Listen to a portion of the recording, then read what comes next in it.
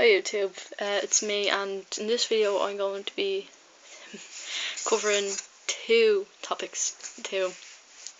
Okay, so the first topic is Niqab. And yes, not all followers of Islam agree with it, but I obviously do, because like I'm experimenting with it, as you can see. So yep.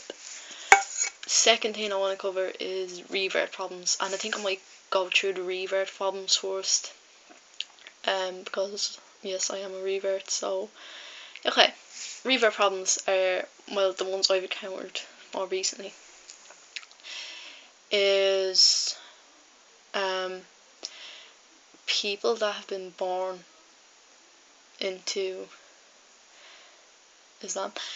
They ask you so many questions about your life before for revert, and they're like, oh, did you do this, did you do that, did you do this, did you do this sin, did you do that sin, or did you do that, this, like, they'll give examples. And I find that really, how would I say,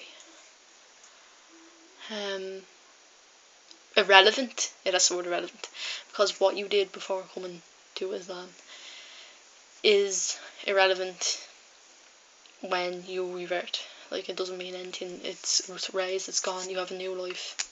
So yeah, it's not relevant, but they'll still ask out of curiosity, which I know they're curious, but it's still not right to make people feel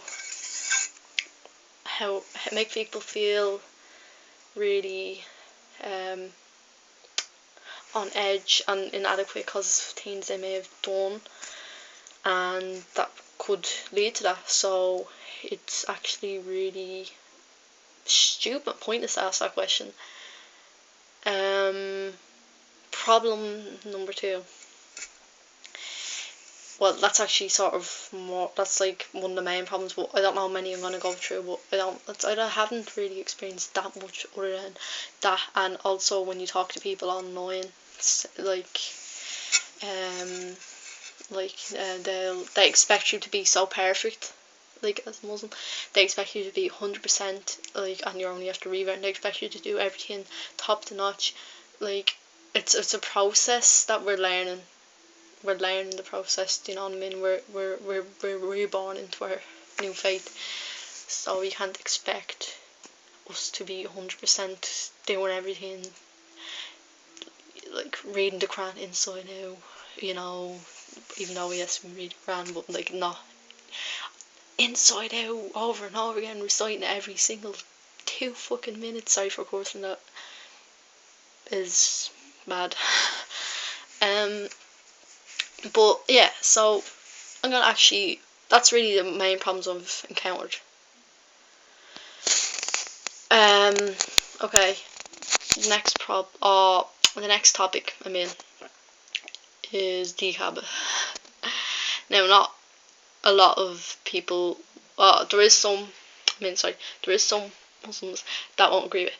Now, I have not worn it outside, I have not worn even hijab outside, because none of my family have a clue that I am Muslim. So yeah, but I just experiment with it. I'm just experimenting with it, I mean. So I think it's beautiful, I think it's beauty, and I think, like, there's nothing wrong with it. And like, I did it like in this sort of style, and I think that it's lovely, and it shouldn't have the stigma that it does in Western society. But I think, yeah, I've nothing against it. I would wear it in the future.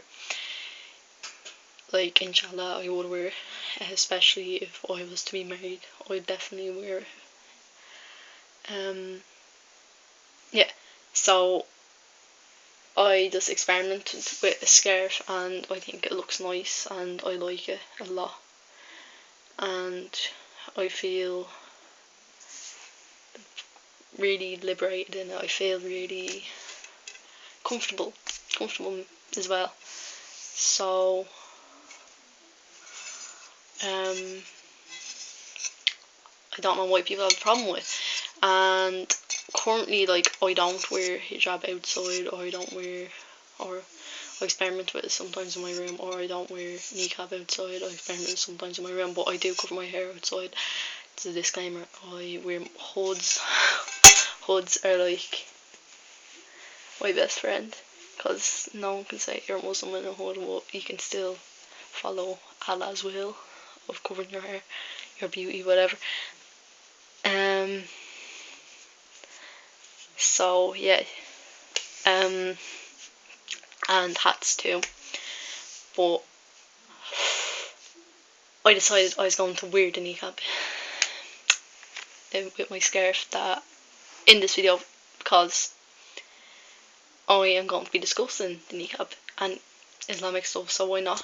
And to be honest, in all the videos I'm gonna make where I'm actually like showing my face, my eyes at least, and my hands, and talking without like having the camera like really down and not looking at me, I will wear the niqab, because as well I can hide my identity with it, so it's that factor as well. But it's also the main factor is I want to present myself in a more Islamic manner, because even though wearing a hood and hat is still following Allah's will, like you're not having your hair flowing, but still I'd just rather for the sake of the video it'd be like that.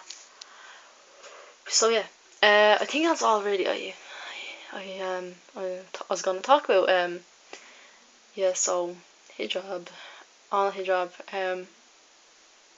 niqab and revert problems. So that's really, I don't know if I'm gonna experience any more problems with reverting, because I haven't even been down to a mosque or yet because of my illness, so I don't know if I'm gonna experience more awkward stuff, annoying stuff, but we'll see, inshallah, what the future holds. So yeah, niqab is beautiful, there's no problem with it, and if you're, a Muslim girl that doesn't want to wear it, that's fine. Like, I'm not judging Muslim girls that don't even wear hijab, but I think, I'm not judging, because I know I'm not on a high pedestal, but I think that if you're a Muslim girl, you shouldn't even try to be more modest, like, with the way you present yourself, even if you're not wearing hijab. Like, say if you're like, I don't know, if you're outside and you don't have your hair flowing, like, cover up with a hood or baggy clothing and have your hair in a hat or something. Like, I think you should at least do that. If you're not ready for the hijab, you should at least like do something to like adhere to that as well, if you know what I mean, like what I do. So yeah, I think that's all I have to say. I could probably say more, but I want to make this video short and sweet, to the point. So yeah, I'm gonna end this video. Goodbye.